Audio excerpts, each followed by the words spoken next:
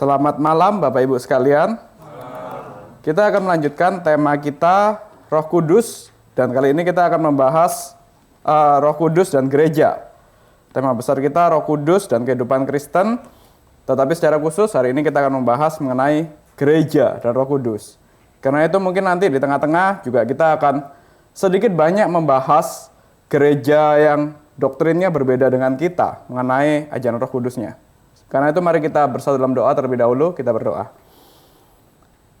Bapa kami yang di surga, kami sungguh bersyukur kepada Engkau, hanya oleh anugerah yang daripada Engkau.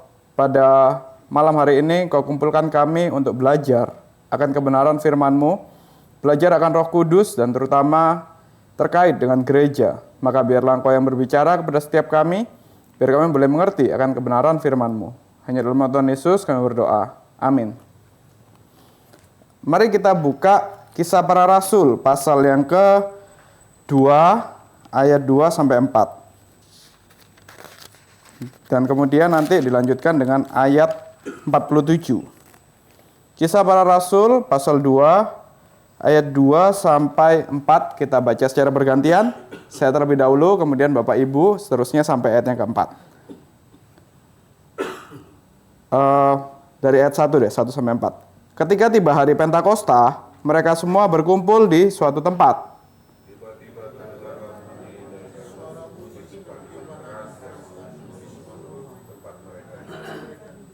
Tampaklah kepada mereka lidah-lidah seperti lidah api yang bertebaran dan hinggap pada mereka masing-masing.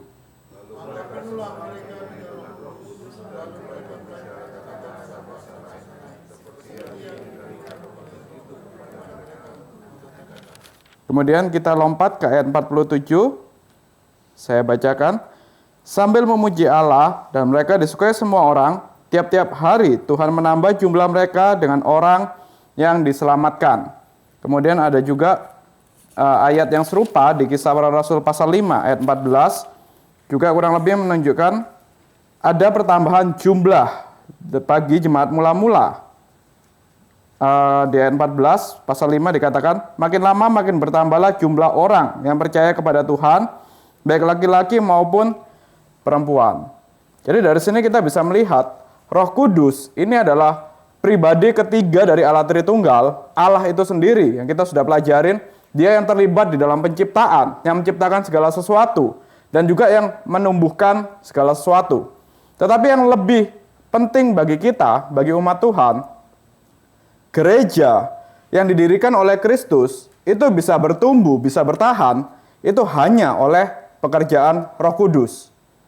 Gereja bisa teguh, gereja bisa semakin hari bertambah jumlah jemaatnya, semakin hari semakin berpengaruh terhadap dunia, itu bukan oleh inisiatif manusia, tetapi hanya oleh pimpinan Roh Kudus.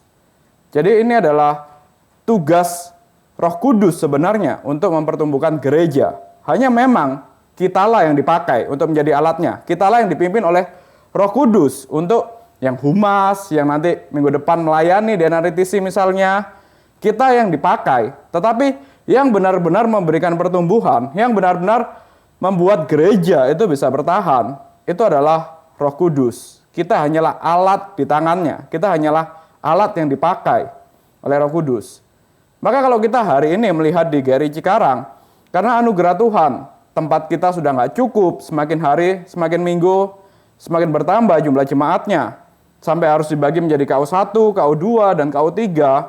Kita memang bersyukur Tuhan kirimkan hamba-hamba Tuhan yang baik, Pendeta Tama, Pendeta Peter, juga ada Ayu, Novan, ada saya. Tuhan memang kirimkan itu, tetapi kami semua itu tidak bisa mengatakan di antara kami, gereja ini bisa bertumbuh karena ada saya. Gereja ini bisa bertumbuh karena ada siapa, kami tidak bisa mengatakan itu. Kami harus dengan sadar mengatakan bahwa kalau di GRI Cikarang ada pertumbuhan, itu karena Roh Kudus yang memberikan pertumbuhan. Kalau di GRI Cikarang bisa bertambah jumlah jemaatnya, itu karena Roh Kudus. Tidak ada masalah 1-2 orang hamba Tuhan tertentu, itu bukan jadi faktor penentunya. Memang kalau memang hamba Tuhan dengan segala keberdosaannya atau dengan segala kebaikannya, akhirnya itu membuat ada orang yang datang ataupun ada orang yang keluar. Tapi itu hanyalah faktor kecil, faktor minor. Yang bisa membuat seorang itu, gereja itu bertumbuh, itu adalah Roh Kudus. Maka kembali lagi, kalau kita melihat, oh puji Tuhan ada hamba Tuhan yang baik ditempatkan di GRI Cikarang misalnya. Itu pun kan pimpinan Roh Kudus. Maka jemaat bertambah, itu pimpinan Roh Kudus. Dan kalau ada hamba Tuhan yang dirasa memang sudah waktunya dia pindah ke tempat lain, itu pun juga adalah pimpinan Roh Kudus. Maka tidak bisa mengatakan, oh karena ada ini, ada itu, maka jemaat ini bertambah atau berkurang. Itu semua tetap dalam pimpinan Roh Kudus. Hanya memang cara naturalnya, sepertinya kita bisa menilai, kita merasa, oh ya mungkin ada sesuatu. Tapi di balik itu semua, pertumbuhan gereja itu terjadi hanya oleh Roh Kudus. Dan kemudian selanjutnya, kalau kita lihat dari Kisah Para Rasul, kedatangan Roh Kudus itu juga membawa kuasa kepada para rasul untuk menjadi saksi Kristus ke seluruh dunia. Pada awalnya kan murid-murid para rasul itu mengetahui kalau mereka orang Yahudi, Kristus adalah orang Yahudi juga, dan mereka percaya Musa, para nabi, para imam-imam, itu adalah orang Yahudi yang melayani orang Yahudi. Bahkan mereka mengatakan, kami ini orang Israel, umat kepunyaan Allah. Allah kami adalah Yahweh, dia adalah Allah bagi orang Israel. Pada awalnya, para rasul itu masih berpikiran seperti ini.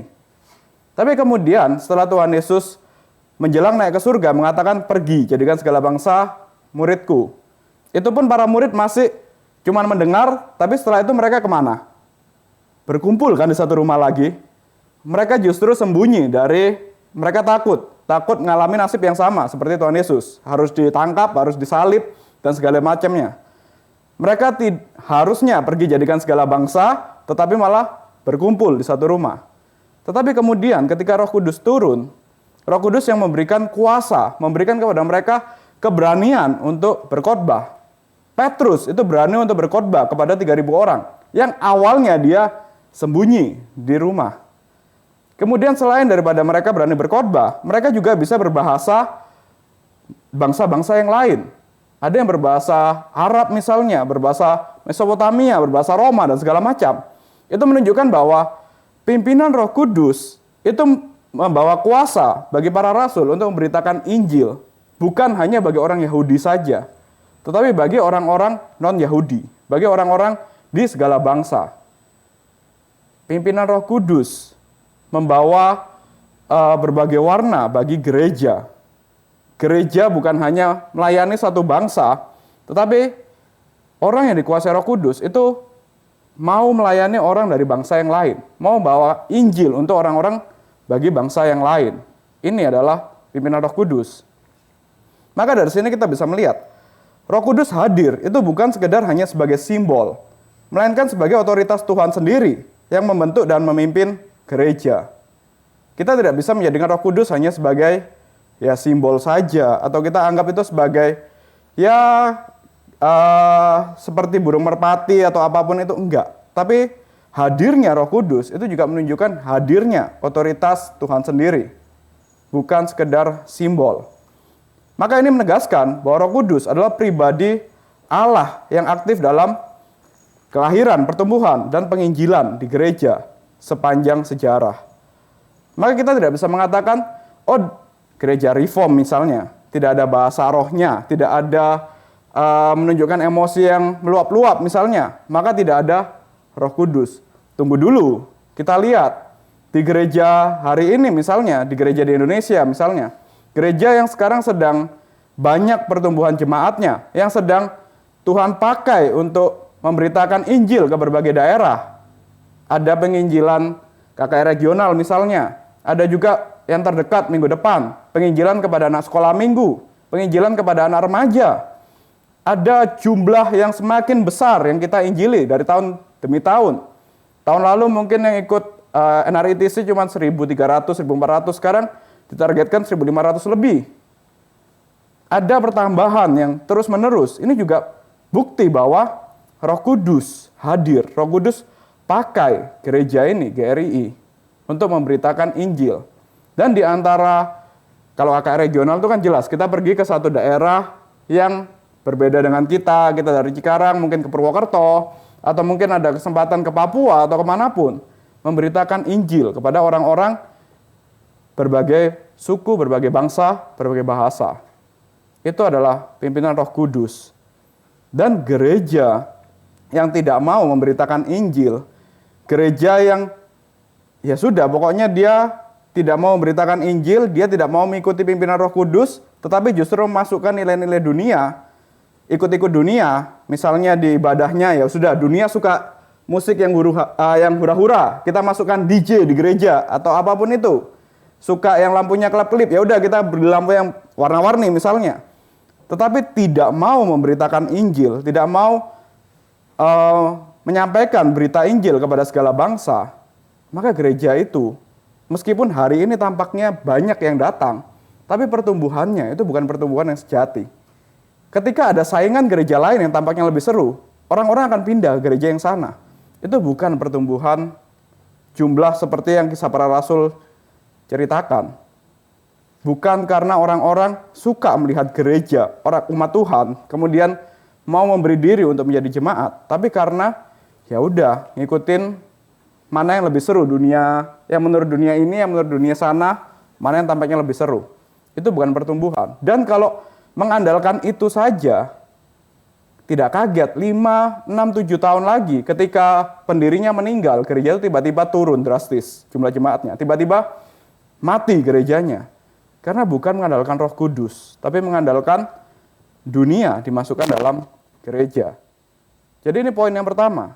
Roh Kudus adalah pribadi ketiga Allah Tritunggal yang menumbuhkan, yang mempertahankan gereja. Tanpa Roh Kudus, gereja tidak akan bertumbuh. Gereja tidak akan bisa bertahan di tengah dunia. Maka kalau gereja hari ini bertumbuh, itu adalah pimpinan, bukti pimpinan Roh Kudus.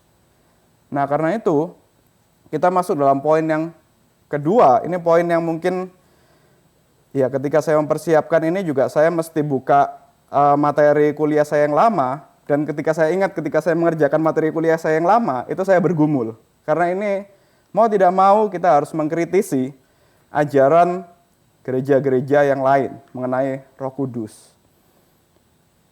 Poin yang kedua, kita akan melihat Roh Kudus dalam dinamika gerakan gelombang roh.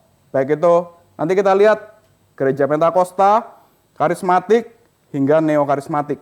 Kita akan lihat satu persatu apa yang mereka mengerti mengenai Roh Kudus. Dan nanti di bagian akhir baru kita lihat apa pandangan kita yang benar, apa pandangan Alkitab mengenai Roh Kudus. Jadi di sini setiap gerakan nanti kita akan lihat secara satu persatu dari tahun 1900 sampai yang mendekati ke kita hari ini. Itu masing-masing menekankan akan pengalaman karismatik, pengalaman seperti bahasa roh, mujizat, dan jabatan rasul. Yang hari ini sadar atau tidak sadar, kalau kita yang biasa melayani mahasiswa, kita akan berjumpa dengan istilah-istilah seperti gereja ini punya rasul ini loh, gereja ini punya propet ini loh. Itu sebenarnya memang masuk dalam garis gerakan Roh Kudus yang menurut mereka ini, dari Pentakosta sampai ke gerakan yang hari ini. Dan penekanan mereka rata-rata sama semua, yaitu pengalaman akan kuasa Roh Kudus dalam kehidupan pribadi dan komunitas. Kita mulai dari yang pertama terlebih dahulu. Iya, saya bahas ini sebenarnya self-kritik untuk saya juga lahir dari gereja Pentakosta. Jadi kalau saya bahas ini bukan saya benci sama gereja itu tetap gereja di mana saya dulu dididik, sekolah minggu di sana sampai kuliah di sana. Jadi ya ini self-kritik bagi saya sebenarnya. Kalau kita melihat gereja Pentakosta, ini muncul dari tahun 1901 dari Amerika. Pendirinya adalah seorang yang bernama Charles Parham. Dia pendiri pertamanya. Jadi Charles Parham ini, dia adalah seorang yang sekolah di STT Metodis sebenarnya. Jadi STT-nya dia sekolah itu masih dekat-dekat dengan Reform juga. Kalau kita mempelajari Metodis, itu masih mirip lah, masih ada kaitannya dengan Reform. Nah, Charles Parham ini murid di STT Metodis. tetapi dia tidak selesai sekolahnya. Di tengah jalan, dia merasa, ini sekolah doktrin aja, saya cuma belajar doktrin, capek. Mana buktinya kehidupan orang yang dipimpin oleh Roh Kudus? Mana buktinya orang yang hidup sesuai dengan firman Tuhan? Orang yang hidup sesuai dengan firman Tuhan itu pasti ada hidup kudusnya. Bukan cuma doktrin aja. Nah, karena ingat ini, orang yang dipimpin oleh Roh Kudus pasti ada hidup kudusnya, bukan cuma doktrin. Mungkin argumen ini bagi kita nggak asing. Mungkin bahkan kita pernah menghidupi argumen yang seperti ini. Nah, ini argumen yang diungkapkan oleh Charles Parham. Dia merasa belajar teologi aja itu bikin kering. Belajar teologi aja itu nggak ada gunanya. Harus ada bukti hidup kudusnya. Maka dia keluar dari STT Metodis dan dia memutuskan untuk saya mau bikin satu gerakan sendiri, saya mau bikin satu ajaran sendiri. Dan kebetulan juga dia sempat melihat, jadi ini satu hal yang menarik. Dia sempat pergi ke satu seminari di tempat yang lain, di Bethel Bible School di Topeka, dan dia melihat kok ada bahasa roh di sana. Nah, akhirnya Charles Parham ini menggabungkan itu. Dia merasa, oke, gereja itu harus punya kekudusan hidup dan baptisan Roh Kudus. Dan dia bikin kelas sendiri akhirnya. Ketika dia bikin kelas yang mengajarkan teologi yang baru ini, teologi yang menekankan kekudusan hidup dan bahasa roh, itu memang banyak yang tertarik. Banyak yang datang untuk ikut kelasnya. Tetapi di antara banyak murid-muridnya, Charles Parham ini adalah seorang kulit putih, dan kalau kita kembali ke konteks Amerika tahun 1900-an awal, rasisnya itu tinggi sekali. Di antara murid-muridnya itu semua kulit putih, tiba-tiba ada satu orang kulit hitam yang datang ke kelasnya Charles Parham. Orang kulit hitam ini mau belajar akan doktrin, mau belajar Alkitab itu seperti apa, mau belajar akan kebenaran. Tapi Charles Parham bilang, tidak bisa, kamu ini budak. Kamu nggak boleh masuk ke kelasku. Kamu tunggu di luar aja. Dan orang ini ternyata karena dia haus dan lapar akan kebenaran, dia tunggu di luar di kelas, tapi dia mendekat ke jendela, dia dengarkan baik-baik ajaran Charles Parham dari luar. Jadi dia ikut kelasnya dari luar, dia ikut baik-baik, kemudian sampai kelas itu selesai, berapa kali pertemuan, dia mencatat dengan teliti. Setelah itu, dia membawa ajarannya itu pergi ke satu tempat di Los Angeles yang bernama, di satu jalan, yang bernama Azusa Street. Orang ini bernama William Seymour. Di Azusa Street, dia menyewa satu gedung, kemudian dia bikin satu ibadah. Mengikuti ajaran yang selama ini dia dapat oleh Charles Parham tadi. Dalam ibadah itu awalnya cuma 100-an orang yang datang. Tapi hanya hitungan bulan, tiba-tiba jadi 300 orang. Ada pertumbuhan yang cepat sekali. Dan ibadahnya ini ibadah yang bebas. Dalam artian tidak ada liturginya. Setiap orang yang memuji Tuhanlah dengan bebas. Setiap orang yang dianggap tiba-tiba dia merasa ada gerakan Roh Kudus untuk berbicara, untuk menyampaikan firman Tuhan, boleh khotbah. Jadi misalnya kayak gini, saya langsung bilang, Bapak Ibu, ada yang mau berkhotbah, ada yang Roh Kudus berbicara kepada Bapak Ibu, silakan maju, gantikan saya. Nah, ibadahnya kurang lebih seperti itu. Dan itu ibadah berlangsung lama sekali, dalam artian lama bukan lama jamnya, tapi lama jangka waktu bertahun-tahun, sampai muridnya ada banyak, ada ribuan. Nah, inilah kenapa kalau kita mengatakan gerakan Pentakosta, kebanyakan orang akan mengatakan lahir di mana? Di Azusa Street. Ceritanya seperti ini. Dari Azusa Street, maka banyak orang yang terpengaruh oleh gerakan Pentakosta ini. Dan dalam ibadahnya selain tadi bebas berkhotbah, siapapun yang dapat inspirasi Roh Kudus itu bisa berkhotbah, juga ada bahasa rohnya di sana. Jadi kalau pujiannya bebas, nggak ada yang mengatur, tiba-tiba ada satu yang berbahasa yang lain, bebas kan, nggak ada yang mengatur. Nah, jadi ini ciri khasnya dari gerakan Pentakosta. Dan kembali lagi, kalau kita langsung lompat kembali ke 2 minggu yang lalu yang saya bahas, Roh Kudus itu adalah roh yang tertib. Roh yang mengatasi chaos, mengatasi kekacauan. Jadi dari sini aja kita sudah lihat kok berbeda ya dengan apa yang ada di Kejadian 1. Roh Kudus yang mengatasi chaos, sedangkan di sini yang katanya dipimpin oleh Roh Kudus itu justru bebas, dalam artian nggak ada liturginya, nggak ada aturan yang berlaku. Khotbah semua orang tanpa sekolah pun bisa khotbah begitu saja. Nah, jadi disinilah gerakan Pentakosta yang pertama. Ciri khasnya ada bahasa roh, ada mujizat, ada kesembuhan, dan penekanan kuat pada kuasa Roh Kudus dalam misi penginjilan. Tetapi satu hal yang menarik, karena gerakan Pentakosta ini emosinya begitu kuat, orang-orang yang ikut itu terbakar emosinya, bahkan sampai berbahasa yang aneh-aneh.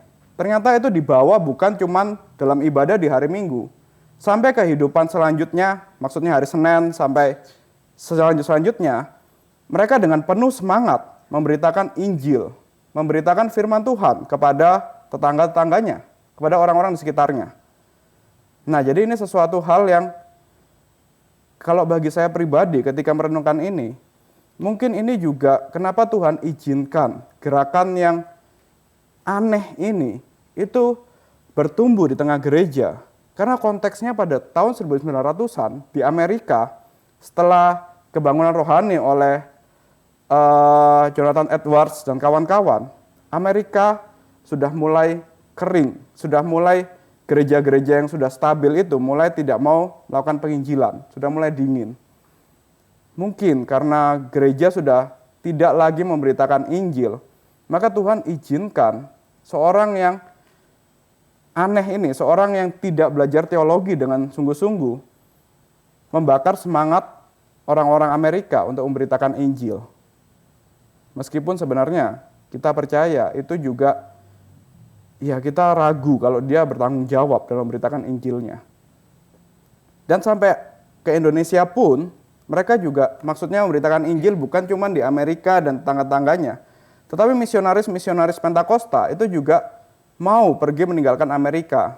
Sampai ke Indonesia sekalipun, kita bisa menemukan catatan orang-orang Pentakosta, orang-orang Belanda yang mendirikan gereja-gereja Pentakosta di Indonesia.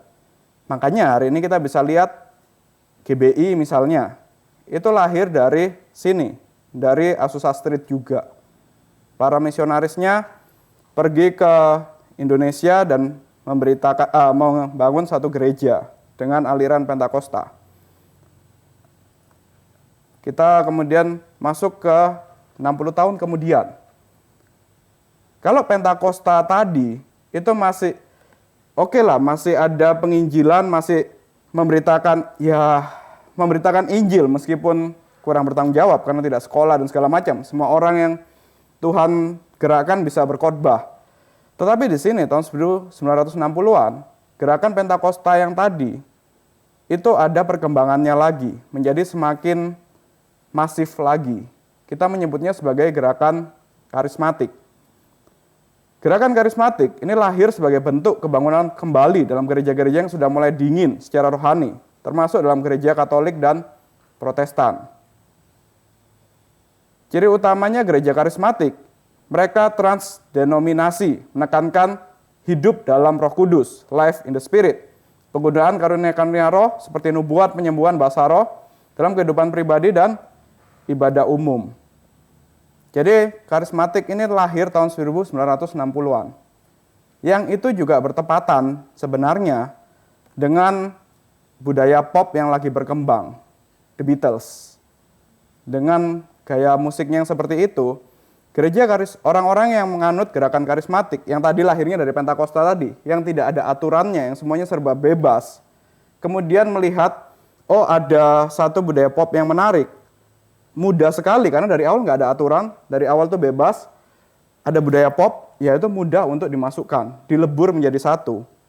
Maka tidak heran kalau di budaya gerakan karismatik, lagu-lagunya itu kebanyakan tidak terlalu berbeda dengan lagu-lagu pop. Cuma liriknya aja yang diganti jadi lirik hari ini. Dan perbedaannya antara karismatik dengan Pentakosta yang klasik tadi, kalau Pentakosta itu karena tadi ada kerinduan untuk hidup kudus, ada kerinduan untuk menunjukkan orang yang dipimpin oleh Roh Kudus itu punya kekudusan, hidup dalam holiness. Sedangkan kalau karismatik itu sudah, ya itu ajaran tua lah, kalau harus kudus dan segala macam.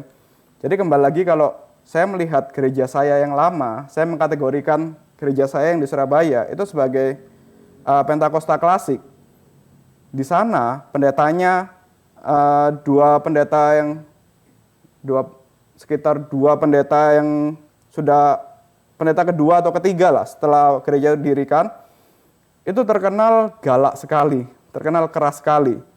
Sampai orang gereja saya itu mengatakan Pak Tong itu mirip seperti pendeta yang itu, bukan dibalik. Biasanya kan kalau kita kan dibalik, ya pendeta ini mirip kayak Pak Tong. Tapi mereka mengatakan Pak Tong itu malah mirip kayak pendeta ini. Seakan-akan mengatakan Pak Tong itu tiru-tiru dia. Karena terkenal galak. Galak dalam artian, misalnya seorang jemaat perempuan di gereja itu harus pakai rok yang panjang, yang sampai mata kaki.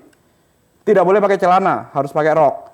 Kemudian kalau yang melayani, ini bagus sih, yang melayani di hari Minggu, mirip seperti yang kita lakukan, itu wajib ibadah Selasa dan ibadah Jumat. Selasa itu ibadah doa, Jumat itu ibadah persekutuan pendalam Alkitab, wajib. Dan istilahnya yaitu sebagai imam-imam. Kalau imam-imam sampai nggak hadir di hari Selasa ataupun hari Jumat, udah nggak usah melayani, agak mirip. Cuman kalau di sana ada lebih ekstrimnya lagi, kalau sudah sampai nggak bisa melayani itu benar-benar jadi aib. Benar-benar ada perasaan kayak, ih kamu ini nggak kudus ya. Karena tadi kan penekanannya adalah kekudusan. Nah, jadi terkenal galak pendetanya itu masih ada di Pentakosta klasik. Karena menekankan kekudusan tadi. Maka meskipun kita mengatakan, oke, mereka nggak ada aturan dan segala macam, aturannya adalah kekudusan. Selama hidup kudus, selama pendetanya itu kudus, kita bisa hormat pada dia. Kurang lebih seperti itu. Tetapi kalau di karismatik itu nilai ini sudah mulai ditinggalkan juga. Dan mereka lebih terbuka pada budaya dan lebih positif terhadap pendidikan teologi. Dalam artian, karismatik ini menarik. Mereka tidak anti terhadap pendidikan teologi. Kalau yang Pentakosta tadi, semua yang dapat pimpinan Roh Kudus itu boleh berkhotbah. Tapi kalau karismatik itu masih terbuka juga terhadap, ya sudah, belajarlah. Kalau kamu memang punya panggilan sebagai hamba Tuhan, kamu memang mau berkhotbah, boleh sekarang tapi sambil belajar ya. Makanya kalau kita lihat pendeta-pendeta karismatik hari ini, jangan kita anggap mereka bodoh. Mereka juga belajar teologi. Hanya memang mungkin ya sebenarnya tanpa belajar pun bisa berkhotbah. Makanya jadi mereka agak sedikit lah belajarnya, nggak sebanyak gerakan yang lain. Dan karismatik itu lebih menyatu dengan gereja-gereja mapan dibandingkan Pentakosta klasik yang lebih independen. Karismatik ini memang gerakan. Kalau Pentakosta itu kan tadi memisahkan diri dari Metodis, kemudian dia bikin gereja sendiri lah. Kalau karismatik itu mempengaruhi gereja yang lama. Nah, inilah makanya kalau kembali lagi kita melihat kenapa Pak Tong itu tegas sekali soal jangan masukkan nilai-nilai dunia ke kita, jangan masukkan drum misalnya ke sini. Sampai bahkan kalau saya sharing sedikit, waktu pertama kali di interview Pak Tong untuk masuk STT, pertanyaan Pak Tong adalah, kenapa kamu dari Pentakosta mau ke sini? Kamu mau membawa pengaruh Pentakosta ke sini ya? Pak Tong bilang gitu ya. Saya bilang, ya kalau yang nggak benar ngapain dibawa? Apa yang nggak benar? Pak Tong tanya, ya kurang lebih seperti itulah. Nah di sini, kenapa Pak Tong mengatakan itu? Karena ciri khasnya gereja karismatik, gerakan karismatik, mereka tidak keluar dari gerejanya, tetapi mempengaruhi gerejanya, membawa gerejanya ke arah yang sesuai dengan apa yang bagi mereka itu baik. Biasanya dimulai dari pemudanya. Dimulai dari anak muda. Maka dari itu, ya kita harus maklum kalau Pak Tong terus mempertahankan agar GRI ini ada aturan-aturan ketat yang harus dijalankan. Nggak sembarangan memasukkan ajaran yang lain. Nah kemudian kita berlanjut lagi ke tahun 94. Kalau tadi Pentakosta klasik, karismatik, dan sekarang ada yang lebih liar lagi, yaitu Toronto Blessing. Sebuah pertemuan yang diadakan di airport, di satu tempat di airport di Kanada di Toronto tahun 94. Awalnya cuma sekedar kayak bikin KKR aja, tapi berlangsung berhari-hari ternyata. Dari tahun 94 sampai tahun 2000. Toronto Blessing ini lebih aneh lagi daripada karismatik. Kalau karismatik tadi masih ya dia di gereja tapi mempengaruhi gerejanya. Kalau ini ya cuma di satu tempat itu aja, sewa tempat di airport. Kemudian dalam ibadahnya itu lebih banyak teriakan-teriakan, mabuk rohani, suara-suara seperti binatang, menangis yang tak terkendali, tanpa ada dasar Alkitab yang jelas. Hanya mengandalkan fenomena saja. Masalahnya, secara cepat, tidak ada fenomena seperti ini di Alkitab. Justru di Alkitab yang menunjukkan orang yang lompat-lompat, yang menyembah Tuhan sampai berteriak-teriak, itu kan justru penyembah-penyembah Baal, bukan penyembah Yahweh. Maka tidak ada landasannya di Alkitab. Cinta kepada Tuhan Yesus itu selain bersifat afektif dan emosional, juga pasti ada dasar doktrin yang kuat. Kembali lagi, kita mengatakan cinta kepada seseorang, itu kan bukan cuma sekedar memberikan perasaan kita kepada seorang, tapi kan harus mengenal, harus tahu apa yang dia sukai, apa yang dia benci, harus tahu kebiasaannya mungkin. Saya cinta kepada istri saya waktu awal-awal hamil itu tidak suka makan babi, itu aneh sekali. Saya tidak tahu itu, saya mengatakan, oh saya cinta kamu, ini babi untuk kamu. Itu kan satu hal yang salah. Saya mengatakan mencintai pasangan saya harus tahu seluruhnya kan, harus tahu apa yang dia suka, apa yang tidak dia suka. Saya mencintai Tuhan, saya juga harus tahu. Saya mencintai Yesus, saya harus tahu apa yang dia suka, apa yang dia tidak suka. Dari mana taunya? Belajar doktrin. Bukan dari sekedar emosi teriak, I love Jesus gitu aja berulang-ulang sampai 20 kali. Ya itu bukan cinta namanya, itu cuma slogan. Nah jadi ini satu hal yang aneh. Dan kemudian yang pandangan yang sampai hari ini itu juga agak dekat dengan kita. Ada istilah New Apostolic Reformation atau NAR. Ini meskipun ada kalimat Reformation tapi nggak ada kaitannya sama sekali sama kita, sama Reform. Ini ajaran yang menekankan hari ini itu masih ada jabatan rasul, jabatan nabi. Mungkin kalau ke gereja, ya kalau yang pelayan mahasiswa akan menemukan lah. Ada gereja-gereja yang mengatakan, oh masih ada propetnya, masih ada nabinya, masih ada jabatan-jabatan tertentu. Kemudian mengatakan, masa kini, masa sekarang, itu adalah masa apostolik yang kedua. Masa rasul yang kedua. Gereja itu harus ada rasulnya. Roh Kudus itu terbukti melalui perkataan rasul hari ini. Nah itu satu pandangan yang salah sekali. Karena rasul itu adalah orang yang dipilih langsung oleh Kristus dan melihat Kristus sendiri. Terakhir hanya Paulus. Setelah itu sudah tidak ada rasul sama sekali. Jabatan rasul sudah nggak ada. Nah gerakan ini juga agak mirip seperti karismatik yang tadi tahun 1960-an. Tidak keluar dari gereja, tapi menarik gerejanya. Jadi kita bisa bayangkan sekarang, kenapa karismatik, kemudian juga gerakan ini itu bisa menyebar luas di Indonesia atau di negara-negara yang lain. Kita membayangkan tahun 1900-an ada misionaris Pentakosta yang datang ke sana. Tanpa punya dasar doktrin yang kuat, tanpa punya dasar Alkitab yang kuat, mendirikan gereja. Gereja itu arahnya apa? Kekudusan. Kemudian 60 tahun kemudian anak-anak mudanya mulai merasa bosan kudus-kudus terus, kita masukkan budaya pop. Karena tadi nggak ada arahnya, pemudanya bisa menarik. Kemudian tahun 93 di Amerika sana, di Toronto ada fenomena yang menarik. Itu kan bikin yang tadi sudah nggak ada arahnya, tertarik lagi kan ada sesuatu. Bisa oke lah kita tiru-tiru apa yang menarik di sana. Dan kemudian kembali lagi masih belum ada arahnya. Kalau sekarang ada yang mau membuat ajaran yang baru ditarik lagi, bisa dong. apostolik, hari ini zamannya Rasul misalnya, atau tahun lalu ada Kristen progresif misalnya, itu gampang sekali untuk ditarik. Maka dari itu, kenapa kita harus sadar kalau jati diri kita ini gereja reform, tulang punggung kita adalah doktrin reform, karena memang kalau kita tidak berdasarkan pada tulang punggung tadi, pada doktrin reform tadi, kita nggak tahu mau kemana. Memang kalau dasarnya kita, otoritas tertinggi adalah Alkitab. Tapi Alkitab kita membaca, kita memahaminya, itu kan tetap kita butuh kacamata. Kita tetap butuh worldview. Makanya kita pakai worldview-nya, kacamata kita reform.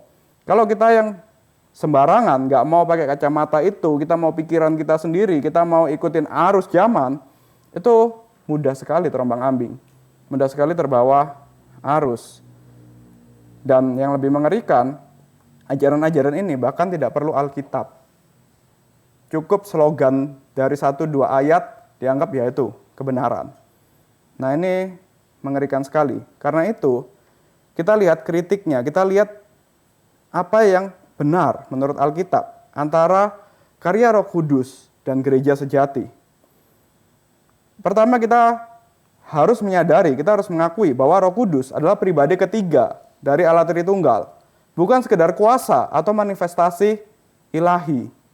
Kalau kita mengatakan Roh Kudus itu hanya kuasa atau manifestasi ilahi, kita akan selalu mencari tanda, kita akan selalu mencari bukti.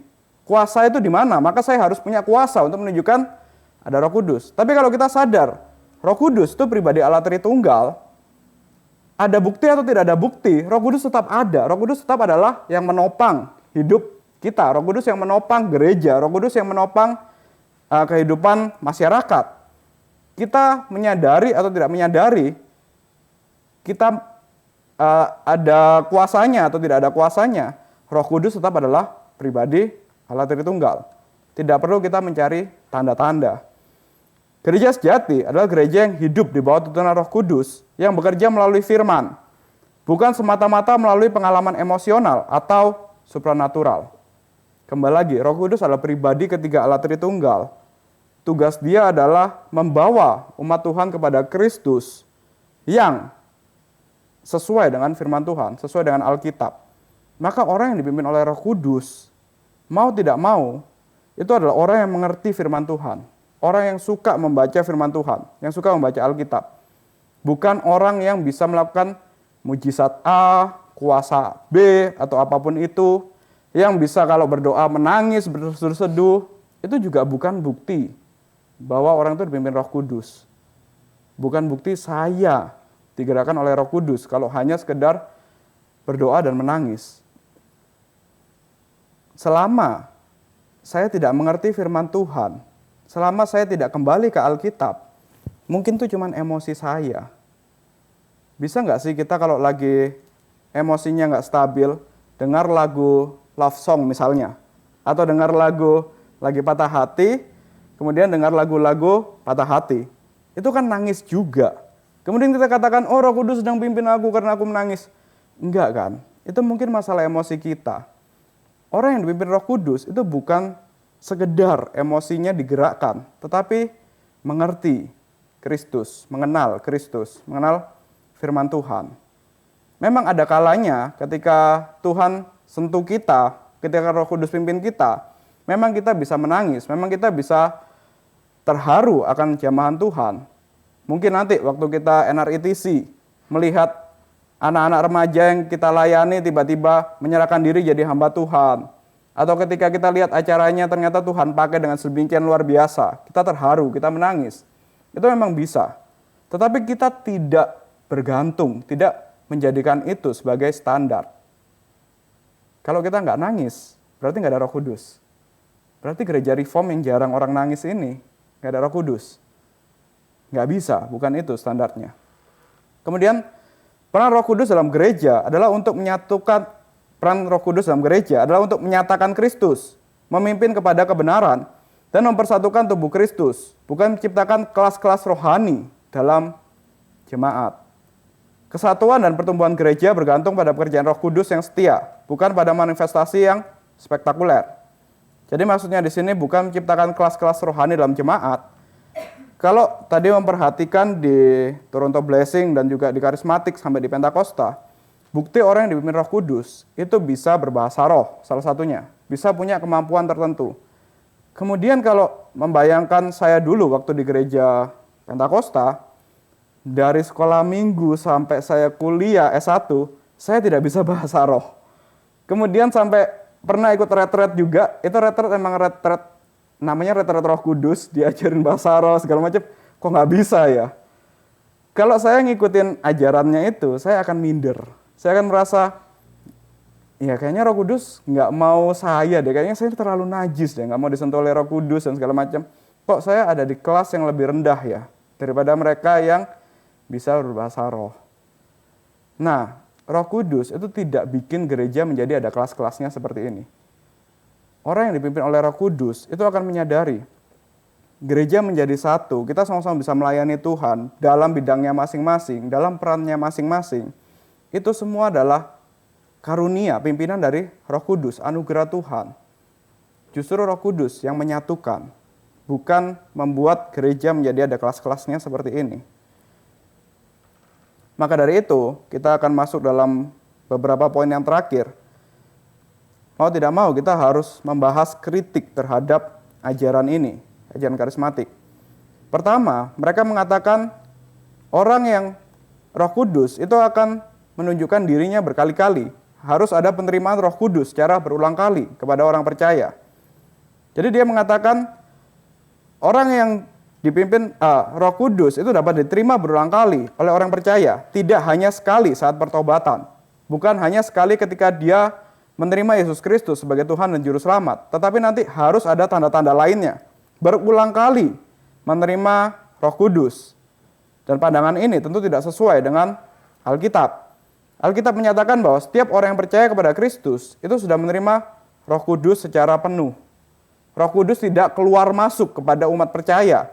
Tetapi kita yang sudah percaya Yesus Kristus, lahir baru, entah mungkin 20 tahun yang lalu, entah mungkin kemarin, ataupun baru beberapa waktu yang lalu, Roh Kudus akan tetap tinggal dan memimpin kita sebagai umat percaya. Roh Kudus tidak keluar masuk begitu. Misal ketika saya lagi tidak berkhotbah, ketika saya lagi di rumah, Roh Kudus tidak ada pada saya, tidak memimpin saya. Ketika saya di mimbar ini, ketika berkhotbah, Roh Kudus ada memimpin saya. Enggak seperti itu. Selama kita percaya Yesus Kristus sebagai Tuhan dan Juru Selamat, itu adalah bukti Roh Kudus terus pimpin kita. Cukup, kita nggak perlu tanda-tanda yang lain. Dan karena itu, dengan adanya bukti orang yang dipimpin Roh Kudus dan tidak dipimpin Roh Kudus berdasarkan tanda-tanda spiritual tadi, tanda-tanda bahasa roh dan segala macam, maka ada dikotomi antara Kristen biasa dengan Kristen khusus. Ini satu hal yang mengerikan. Karismatik sering membuat pembedaan spiritual antara orang Kristen normal dan yang khusus berdasarkan pengalaman rohani. Seperti misalnya yang bisa bahasa roh, yang bisa melakukan mujizat, itu lebih kudus lagi. Yang pernah minum kopi bersama Tuhan Yesus di surga, itu lebih kudus lagi. Yang pernah ngelihat apalah di surga, itu pasti lebih kudus lagi daripada yang level-level tertentu. Tidak ada. Alkitab tidak mengajarkan ini.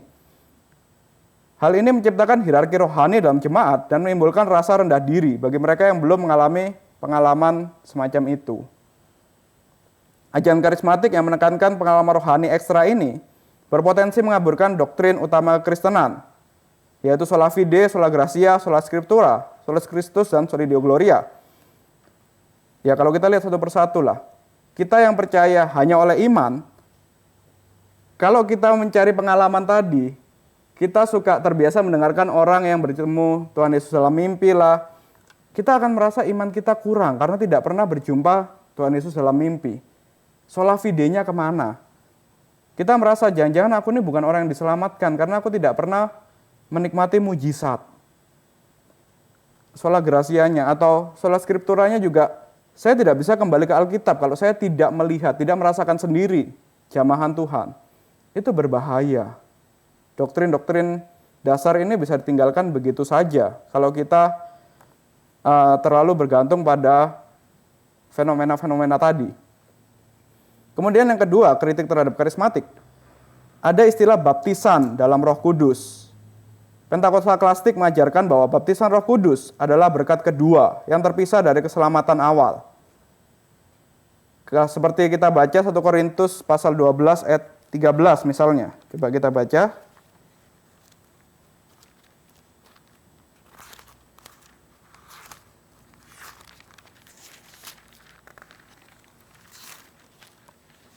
1 Korintus pasal 12 ayat 13, saya bacakan. Sebab dalam satu roh kita semua baik orang Yahudi maupun orang Yunani, baik budak maupun orang merdeka, telah dibaptis menjadi satu tubuh, dan kita semua diberi minum dari satu roh. Bagi orang-orang karismatik, ini dianggap sebagai ada bukti dibaptis oleh Roh Kudus, mungkin bisa berbahasa roh dan sebagainya macamnya. Kalau kita lihat lagi ayat ini konteksnya, ini kan sebenarnya menekankan kesatuan tubuh Kristus. Ada yang dari bangsa-bangsa yang lain, Yunani, orang non-Yunani, orang budak maupun orang merdeka, tua, muda, itu semua dijadikan satu sebagai tubuh Kristus. Bukan menunjukkan harus ada bahasa roh dan segala macam. Kembali lagi, maka dari itu membaca Alkitab sesuai konteksnya, itu penting. Kalau enggak cuma ambil satu istilah, baptisan Roh Kudus. Oke, maksudnya apa? Kalau kita baca ini, baptisan Roh Kudus yang benar, itu ya kita berbagai bangsa, berbagai latar belakang, berbagai apapun yang menjadi budaya kita dipersatukan menjadi tubuh Kristus. Sudah, itu. Bukan pembagian berkat dalam tingkatan-tingkatan. Maka ajaran tentang berkat kedua itu menciptakan kelas-kelas rohani dalam jemaat. Yakni mereka yang sudah menerima baptisan Roh Kudus dan yang belum. Ini menghancurkan kesatuan gereja dan menggantinya dengan sistem kasta spiritual yang tidak alkitabiah. Sekali lagi, kenapa kalau kita lihat, ya mau nggak mau harus mengakui, saudara kita yang di sana itu gampang sekali untuk gerejanya terpecah. Kenapa begitu? Karena memang ada ajaran ini, ada kelas-kelasnya. Pendeta yang tidak bisa berkhotbah dalam bahasa roh, tentu kelasnya lebih rendah daripada pendeta yang dalam 1 jam itu khotbahnya bahasa roh terus. Jadi ya udah, yang nggak bisa bahasa roh mending kalau mau berkhotbah ya mending pindah lah ke gereja, bikin gereja yang baru. Kurang lebih seperti itu. Itu kan satu hal yang justru tidak menunjukkan pimpinan Roh Kudus. Roh Kudus itu menyatukan, bukan memisahkan. Alkitab mengajarkan bahwa melalui iman, orang percaya sudah menerima relasi penuh dengan Allah dalam Kristus. Tidak ada dimensi iman yang lebih tinggi atau lebih rohani yang perlu dikejar untuk melengkapi keselamatan yang telah diberikan oleh Roh Kudus. Dan kemudian secara cepat mengenai pemenuhan Roh Kudus, karismatik membedakan antara baptisan dan pemenuhan Roh Kudus. Dibaptis aja nggak cukup, harus ada dibaptis oleh Roh Kudus, pemenuhan Roh Kudus. Jadi baptisan Roh Kudus itu adalah langkah awal untuk memasuki pengalaman rohani yang lebih tinggi.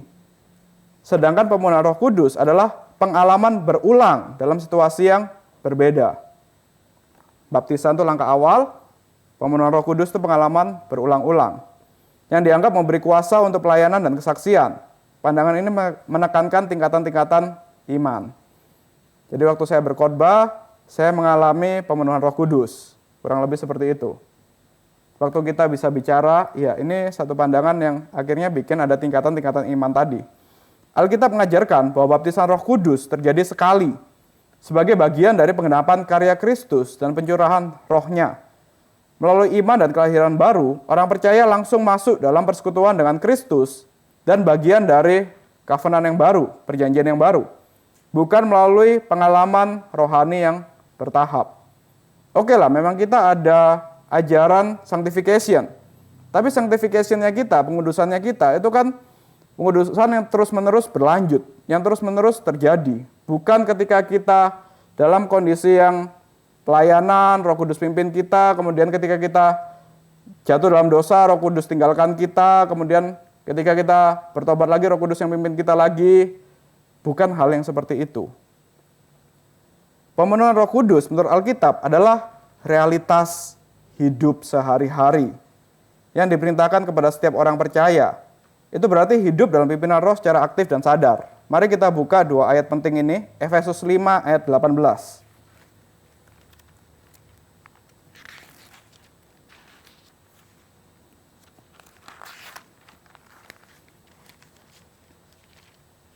Efesus 5 ayat 18, saya bacakan. Janganlah mabuk oleh anggur, karena anggur menimbulkan hawa nafsu, tetapi hendaklah kamu penuh dengan roh. Ini maksudnya kan dalam kehidupan sehari-hari, bukan hanya di gereja saja. Dalam kehidupan dari Senin sampai Sabtu, sampai Minggu juga di gereja, itu jangan mabuk oleh anggur, tetapi hiduplah dipimpin oleh roh. Ya maksudnya di sini bukan dalam artian nggak boleh minum anggur, tapi dalam artian jangan sampai kamu tidak bisa mengendalikan dirimu sendiri. Hiduplah sesuai dengan buah roh, ada pengendalian dirinya, ada kesabarannya, dan segala macamnya dalam kehidupan setiap hari. Bukan cuman di gereja saja. Orang yang dipimpin oleh Roh Kudus adalah orang yang bisa mengendalikan diri. Orang yang dipimpin oleh Roh Kudus adalah orang yang kehidupannya sehari-hari dari Senin sampai Sabtu dan Minggu itu menunjukkan buah roh tadi. Bukan cuman waktu pelayanan aja. Kemudian Galatia 5 ayat 16.